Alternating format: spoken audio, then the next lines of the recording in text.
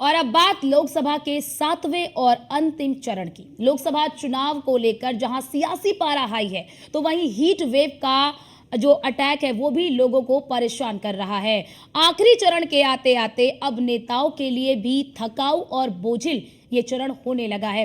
हालांकि लोकतंत्र के इस महापर्व में पहली बार वोट करने वाले समेत तमाम मतदाताओं के लिए एक बेहतर यादगार पल बनकर भी ये उभरा है, तो वहीं तपती गर्मी में ड्यूटी पर तैनात कर्मचारियों के लिए भी ये गर्मी आफत और परेशानी का सबब बन गया है। कई जगहों पर कर्मचारियों की तबीयत खराब हो गई, वहीं लगातार प्रचार प्रसार में जुटे नेताओं की भी तबीयत खराब हो रही है, यानी कि नेताओं पर भी गर्मी की जो मार है वो पड़ रही है। आपने बीते दिनों कई तरह की तस्वीर देखी होगी कि किस तरह से प्रत्याशी जो है वहां पर आते हैं, प्रचार प्रसार करने के लिए आए, और किस तरह से जब प्रचार प्रसार कर रहे थे उस दौरान भी कई नेता बेहोश हो गए, जिन्हें अस्पताल में भर्ती कराया गया।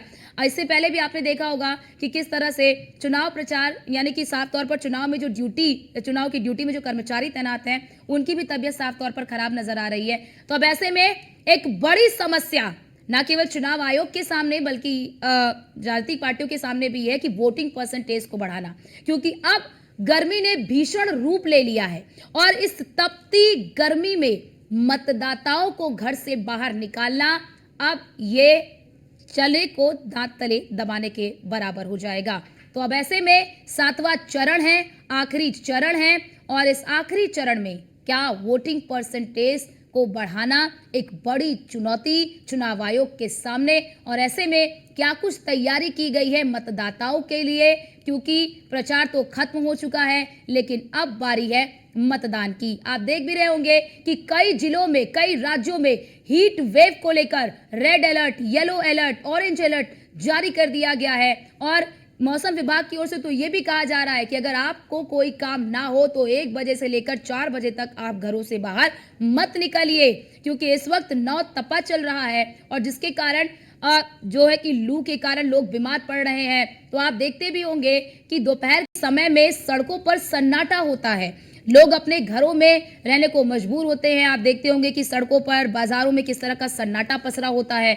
अब ऐसे में क्योंकि आखिरी चरण है और इस आखिरी चरण में वोटिंग परसेंटेज को बढ़ाना एक बड़ी चुनौती सभी के लिए, राजनीतिक पार्टियों के लिए भी, क्योंकि राजनीतिक पार्टियों ने तमाम लोग जनता से अपील करते हुए भी नजर आए कि पहले आप मतदान जरूर करिए। लेकिन आज आप देख भी रहे होंगे कि गर्मी इतनी भीषण हो रही है कि सुबह अगर आप 6 बजे भी देखते हैं तो धूप निकली हुई होती है, और उसके बाद जैसे जैसे दिन चढ़ता है सूरज का तापमान और भी बढ़ने लगता है।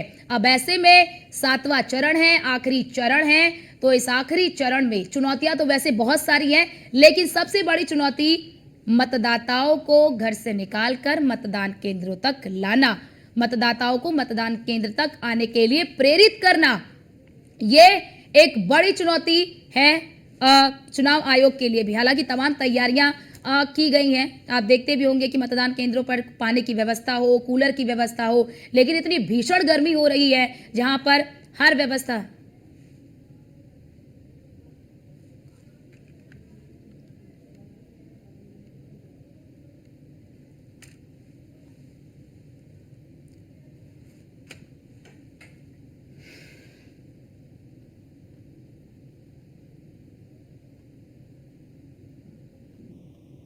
और हमारे साथ हमारे 2 संवाददाता जुड़ चुकी हैं। श्रावणी पटनायक हमारी सहयोगी वाराणसी से हमारे साथ जुड़ चुकी है और हरेंद्र हमारे साथ गोरखपुर से जुड़ चुके हैं। श्रावणी, पहले आपके पास आऊंगी।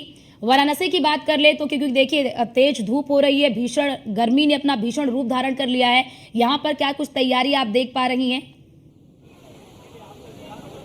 बिल्कुल बिल्कुल अर्चना, देखिए भारी भीषण गर्मी है यहाँ पर और बनारस में लगातार तापमान करीब 45 से 50 डिग्री के बीच में रह रहा है और इसी भरी गर्मी में पोलिंग बूथ से अधिकारियों को रवाना किया जा रहा है। फिलहाल पुलिस लाइन पोलिंग बूथ पर हम मौजूद है। बनारस की बात करें तो करीब 820 पोलिंग बूथ बनाए गए, जिनमें से 12 बूथों की जिम्मेदारी नगर निगम को दी गई है और 10 बूथों की जिम्मेदारी वीडीएम को दी गई है अर्चना। और इसके साथ ही ये पोलिंग बूथ की तस्वीर हम दिखा रहे हैं किस तरीके से सुबह से ही तमाम पोलिंग बूथ अधिकारी यहाँ पर पहुंचे हुए हैं, रवाना किया जा रहा है। हर पोलिंग बूथ को अलग अलग क्षेत्र में बांटा गया है, कहीं उत्तरी तो पश्चिमी क्षेत्र में बांटा गया। तमाम अधिकारी जो है एक एक करके जिन अधिकारी देखे जा वीवीपैट मशीन के बारे में तमाम लोगों को जानकारी दी जा रही है।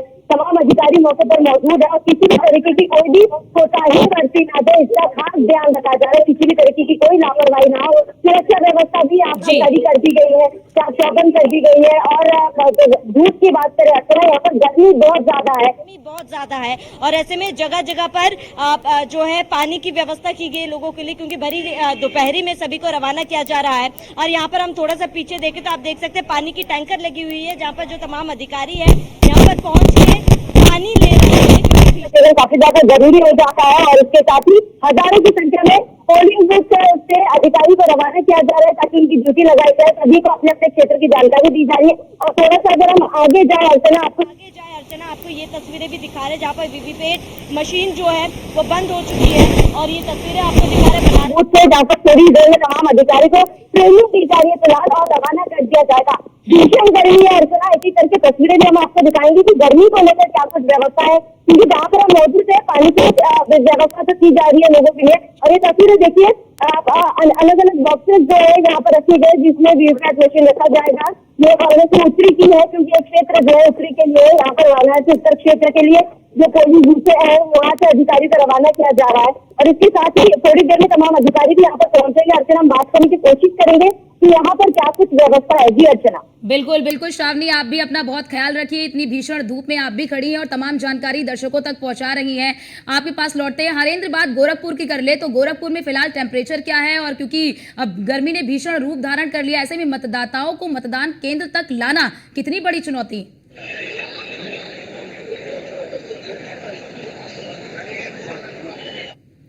हरेंद्र, आवाज आ रही है आपको? तो चलिए, शायद हरेंद्र तक आवाज नहीं पहुंच पा रही है। श्रावणी, आपके पास आना चाहूंगी।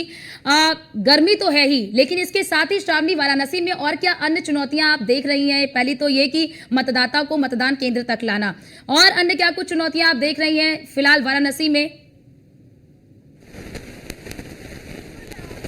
क्योंकि देखिए यहाँ पर लोगों को जागरूक भी किया जा रहा है। हर गली में हमने देखा है कि होर्डिंग लगाए गए हैं, जागरूक किया जाए। तमाम अधिकारी जो है वो घर घर जाके कहीं ना कहीं लोगों को समझाने की कोशिश करें कि मतदान करना कितना जरूरी हो जाता है, कितना महत्वपूर्ण हो जाता है। मेरे साथ मेरी सहयोगी आस्था भी जुड़ी हुई है। आस्था, मेरे देखिए लगातार हम बनारस कवर कर रहे हैं, लेकिन लगातार तापमान में बढ़त जो है वो साफ तौर पर देखी जा रही है। फिलहाल पोलिंग बूथ में क्या चुनौती आपको लग रही थी?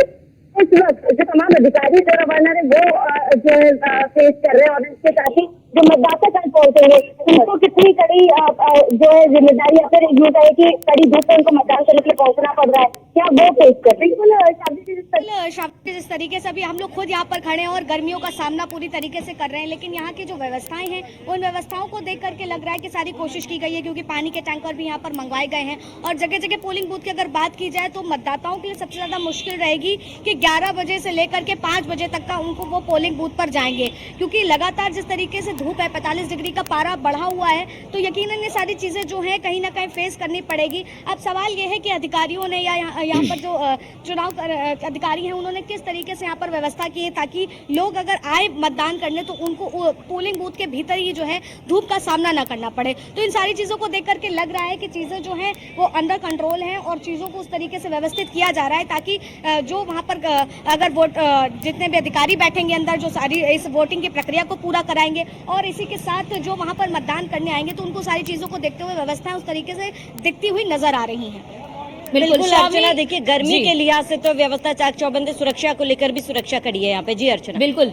श्रावणी, चलिए बात राजनीति भी कर लेते हैं, क्योंकि बहुत महत्वपूर्ण हो जाता है यहाँ की वाराणसी की लड़ाई, क्योंकि सबकी निगाहें इस वक्त वाराणसी पर ही टिकी हुई हैं। बहुत चर्चित सीट है वाराणसी की। तो यहाँ पर बात कर ले तो अजय राय चौथी बार चुनावी मैदान में है। एक तरफ अजय राय जो है वो हार का हैट्रिक लगा चुके हैं और प्रधानमंत्री नरेंद्र मोदी जीत का हैट्रिक लगाने की तैयारी कर रहे हैं। ऐसे में किस तरह की परिस्थिति आप देख रही हैं? क्या आपको लगता है कि यहाँ पर कोई टक्कर है? क्या अजय राय जो कि इंडी गठबंधन के प्रत्याशी हैं, क्या वो टक्कर दे पा रहे हैं?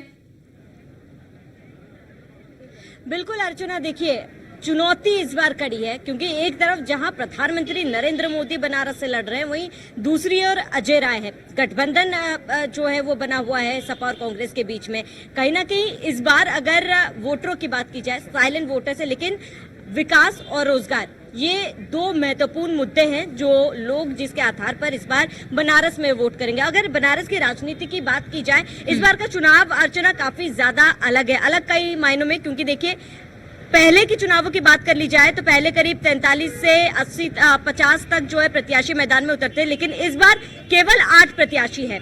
मुस्लिम समुदाय से बात की जाए तो केवल 1 प्रत्याशी मैदान में है, और वहीं सपा और कांग्रेस इस बार गठबंधन में चुनाव लड़ रही है। ऐसे में जो मुस्लिम समुदाय, जो मुस्लिम वोटर्स है, कहीं ना कहीं उनका रुझान जो है सपा और कांग्रेस के तरफ रहेगा। यहाँ की यानी कि मुस्लिम वोटर्स का वोट काटने का काम यहाँ पर बसपा कर रही है। बीजेपी की बात कर ली जाए, तमाम विकास कार्य बीजेपी ने यहाँ पर किए हैं, लेकिन कहीं ना कहीं लोगों में यहाँ पर तमाम चीजों को लेकर नाराजगी है। खासतौर पर अगर युवाओं में बात की जाए, युवाओं में रोजगार को लेकर काफी ज्यादा यहाँ पर नाराजगी है। उनका कहना है कि रोजगार नहीं मिलेगा तो विकास का वो क्या करेंगे। और ऐसे में कई लोग ऐसे हैं जो विकास के मुद्दे के ऊपर, क्योंकि उन्होंने कहा है कि कहीं ना कहीं प्रधानमंत्री मोदी ने बनारस का श्रृंगार किया, बनारस की तस्वीर बदली है, पर्यटक के लिहाज से काफी ज्यादा जो है यहाँ पे बदलाव हुआ है, तस्वीरें बदली है। और पर्यटक के लिहाज से भी कहीं ना कहीं कुछ लोगों का कहना है काशी विश्वनाथ धाम बनने के बाद लोगों के रोजगार के अवसर बढ़े हैं यहाँ पर अर्चना। और इसके साथ ही अजय राय की बात की जाए, बीते दिनों हमने देखा राहुल गांधी, अखिलेश यादव मैदान में उतरे थे, डिंपल यादव, प्रियंका गांधी भी रैलियां की थी, रोड शो की थी, और यहाँ पर जो है टक्कर इस बार कहीं ना कहीं काफी ज्यादा तगड़ी देखी जा रही है बीजेपी और कांग्रेस के बीच। सबके मुद्दे अलग है, क्योंकि देखिए स्थानीय मुद्दे, कहीं ना कहीं राष्ट्रीय मुद्दे, अगर बनारस में बात की जाए, राष्ट्रीय मुद्दे जो है वो कहीं ना कहीं स्थानीय मुद्दे जी, यानी कि साफ तौर पर शामनी वहां पर राष्ट्रीय मुद्दे स्थानीय मुद्दों पर साफ तौर पर आप कह रहे हैं कि हावी नजर आ रहे हैं। जी श्रावणी बोलिए। बिल्कुल अर्चना, देखिए राष्ट्रीय मुद्दे जो है स्थानीय मुद्दों पर जो है भारी नजर आ रहा है, क्योंकि जहां जी बिल्कुल श्रावणी, काफी ज्यादा कम है। बिल्कुल श्रावणी, आपने ये तमाम जानकारी साझा की, इतनी कड़ी धूप में आप वहां से ग्राउंड रिपोर्टिंग कर रही है, तमाम जानकारी हमारे दर्शकों तक पहुंचा रही है, इसके लिए बहुत शुक्रिया और अपना ख्याल रखिए आप। तो तमाम जानकारी हमारी सहयोगी की ओर से साझा किया गया कि किस तरह की तैयारी की जा रही है, पोलिंग बूथों पर किस तरह की तैयारी की गई है, मतदाताओं को मतदान केंद्र तक लाने के लिए किस तरह की तैयारी की गई है।